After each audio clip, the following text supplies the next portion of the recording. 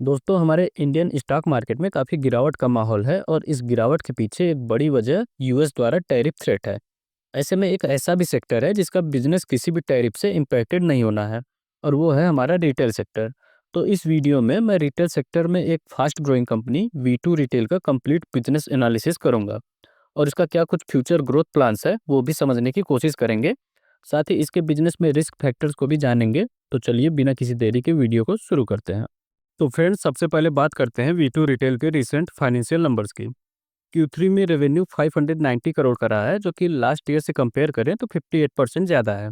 वहीं profit after tax यानी कि पैट 51.2 करोड़ का है, जो कि लास्ट ईयर सेम पीरियड से 117% ज़्यादा है। अब जरा ऑपरेशनल हाइलाइट्स देख लेते हैं। तो वी टू रिटेल का एसएसजी यानी कि same store sales growth Q3 में लास्ट ईयर के कंपेरिजन में 25% का रहा है। अब यहाँ एसएसजी को क्लियर कर दूं तो इनके जो भी ओल्ड स्टोर्स हैं उन्होंने लास्ट ईयर के कंपैरिजन में टोटल कितना सेल्स ग्रोथ रिकॉर्ड किया है उसे एसएसजी कहते हैं। अब एसएसजी किसी भी रिटेल बिजनेस में काफ़ी इंपॉर्टेंट पैरामीटर होता है। ये एकदम बेस्ट केस सिनेरियो है कि कोई भी रिटेल बिजनेस अपना वॉल्यूम ग्रोथ सिर्फ नए स्टोर्स लगाकर नहीं बल्कि एसएसजी और न्यू स्टोर ओपनिंग दोनों के साथ ला रहा हो, तभी वो बिजनेस एक सस्टेनेबल हाई ग्रोथ बिजनेस बनता है।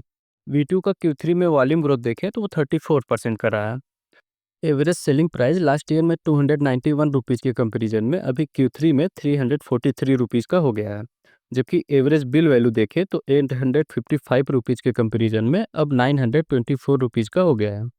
सेल्स पर स्क्वायर फीट का नंबर देखें तो 1219 रुपीज़ का हो गया है, जो कि लास्ट ईयर 1085 रुपीज़ का था।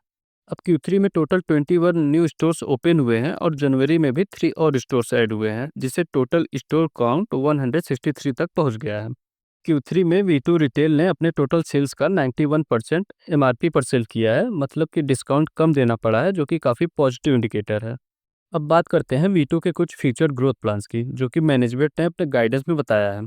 तो अभी Q4 में वी टू 20 से 25 स्टोर्स ऐड करने का टारगेट लेकर चल रही है। वहीं फाइनेंशियल ईयर 26 में 100 न्यू स्टोर्स ऐड करने का टारगेट है, और इसके लिए जो भी फंड की रिक्वायरमेंट होगी वो सारी इंटरनल एक्रूवल्स के थ्रू आएगी।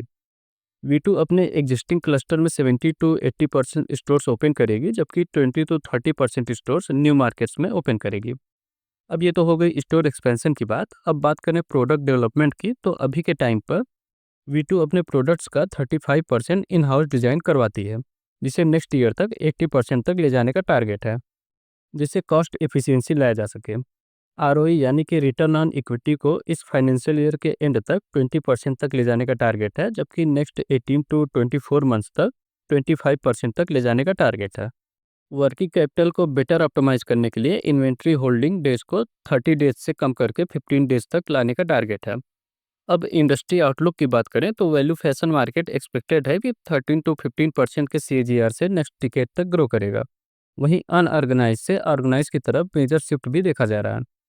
अब वीडियो को कंक्लूड करने से पहले सारे इंपॉर्टेंट पॉइंट्स को एक बार देख लेते हैं। तो कई क्वार्टर से लगातार 50 to 60% year on year growth बरकरार है। एबिटा एंड पैट मार्जिन लगातार एक्सपेंड कर रहा है। तेजी से बिजनेस स्केल अप हो रहा है। हाई बेस के बावजूद स्ट्रांग एसएसजी 31% का देखने को मिला है। प्रोडक्ट डिजाइन और प्राइसिंग के ऊपर कंट्रोल बढ़ता हुआ देखने को मिल रहा है। इन्वेंट्री मैनेजमेंट में सुधार हो रहा है और होल्डिंग पीरियड कम होते हुए दिख रहा है। अगले पूरे डिकेड तक 50% का सीएजीआर मेंटेन करने का टारगेट है। वी टू रिटेल के बिजनेस पे क्या कुछ रिस्क फैक्टर्स हैं, अगर उनकी बात करें तो सबसे पहले एग्जीक्यूशन रिस्क आ सकता है। इस पेस के साथ एक्सपेंड करने में ग्रोथ को मेंटेन रखना काफ़ी इंपॉर्टेंट है। दूसरे, ऑर्गेनाइज प्लेयर्स से कंपटीशन भी एक मेजर रिस्क है। जूडियो और बाजार स्टाइल रिटेल जैसे प्लेयर्स भी काफ़ी तेज़ी से एक्सपेंशन पर फोकस कर रहे हैं।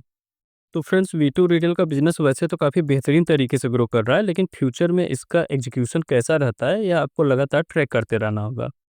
तो फ्रेंड्स, अगर ये वीडियो आपको पसंद आया है तो इसे लाइक ज़रूर कर दीजिए, साथ ही चैनल को भी सब्सक्राइब कर लीजिए। तो मिलते हैं नेक्स्ट वीडियो में, तब तक के लिए बाय बाय।